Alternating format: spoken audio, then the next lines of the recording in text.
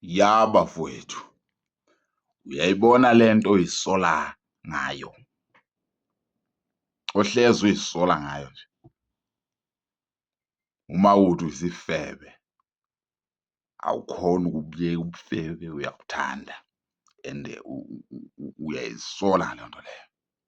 Ungazisoli njalo nonke yini, isiphiwo sakho.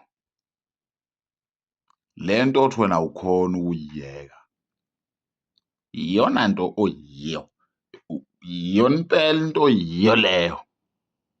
Nonke ngakini nje, ngakini ninjena, kunempi endala abafana esibhekene nayo, eyokushintsha le nto othola ukuthi uma kuthi la ekhaya siyantshontsha sinesandla.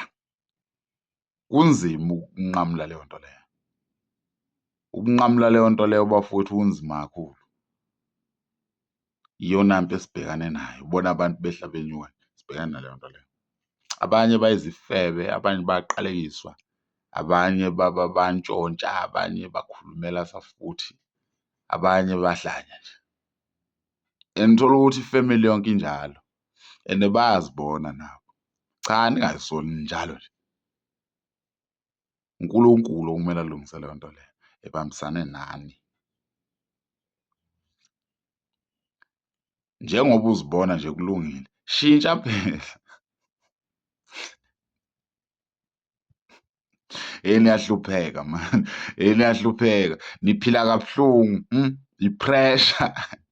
Shintsha phela. Ubaba wakho wahlukana nonyoko, wayothatha omunye umuntu, noma wakho wayothola omunye umuntu, baphinde bahlukana futhi bonke bowu-4. Ngisho sebe-include abanye abantu bayahlukana. Bafowethu yinakeni leyo nto leyo, ingozi. Uyazi ukuthi kulo mhlaba kunento engapheli ehlala emkantshweni, into engeke ize iphele, ngeke uze uligeze ithambo ngaphakathi. Ukuzijwayeza wathi umfowethu, zijwayeze ukwenza into ezinhle emhlabeni, uzophila kahle. Ujwayele nje wenza into ezinhle emhlabeni everyday, uthathe nje 3 days. Kunento enzima nje yokugeza, yabo ukugeza, uvuka ekuseni ugeze, kunzima kakhulu, especially ngokujwayela ukuthi vele wena uma uvuka ekuseni awugezi. Kuyaphileka nje, kuphileke nje.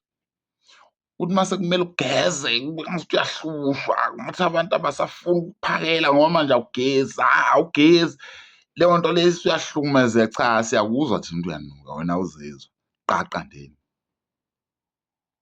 Kumele uzame namhlanje, futhi nje kulula kakhulu okokugeza.